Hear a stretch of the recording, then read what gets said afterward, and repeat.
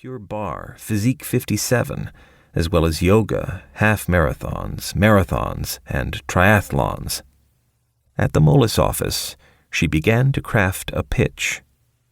The first audience was her mentor, a senior banker named Roger Hoyt, who specializes in consumer and retail companies. The pitch included sending Hoyt, an avid golfer, to a couple flywheel workouts. Hoyt and his fellow Moelis senior managers gave Kapoor the go-ahead to test her thesis that health and fitness were bankable businesses, an industry comprising companies growing in a way that they'd be taking on investors, seeking investors, getting sold, and going public.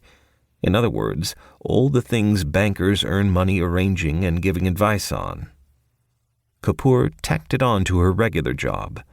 I did my normal work until 11 p.m. and then worked on my fitness research. She cold-called companies to meet with their top executives, with Flywheel at the top of the list. It wasn't long before Kapoor's side project became her full-time gig.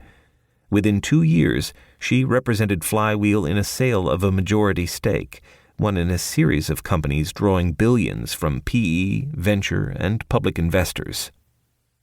Kapoor now spends all her time banking health, wellness, and fitness companies. She is one of a small handful of bankers making their living in the space. The happy collision of her banking and fitness lives included Kapoor's ability to work out and call it work. My diligence trips have gotten a lot more interesting, she says. Kapoor operates, personally and professionally, in a new sphere and a new economy, one revolving around the mind and body. She has a 94-page presentation, pitch book in banking parlance, stuffed with statistics and charts and graphs. Her bio within that book touts her fitness bona fides, including that she runs roughly 2,000 miles a year, is both gluten and dairy-free, and is a serial juicer.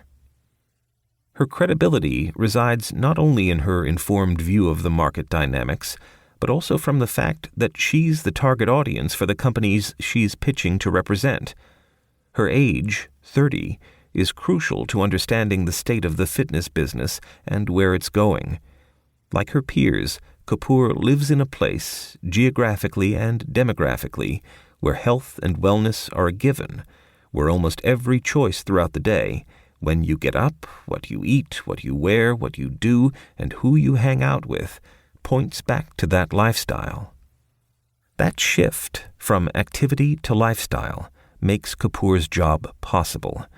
The breadth and depth of the need for products and services has created a new economy of mind and body, drawing investors to back the entrepreneurs and big established companies clamoring to fill that need. The market is massive. By one estimate, health and fitness, gyms and studios, clothes and various equipment comprise a market worth almost $500 billion. Add in food, you're talking more than $1 trillion. Wellness overall, the spas, wellness tourism, workplace wellness, and the like, is pegged at $3.4 trillion. How in the world did this happen? To hear Kapoor and many others tell it, the birth of this economy came from a collision of elements, including a multi-generational move to healthier living and a historical technology boom that enabled an entirely different lifestyle and changed our relationship to our family and our employers, as well as gave birth to an enormous swath of affluence. An increasing amount of that affluence is directed toward health and well-being. Baby boomers, born 1945 to 1964, helped kick it off, becoming the first generation to favor sweating over smoking, opting for Jane Fonda workouts and Arnold Schwarzenegger movies.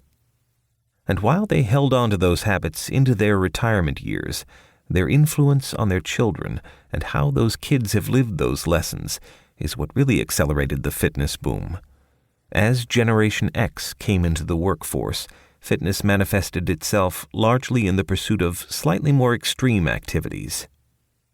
A chunk of Generation X, born roughly between 1965 and 1979, took up running and cycling, pushing endurance sports from the fringe into popular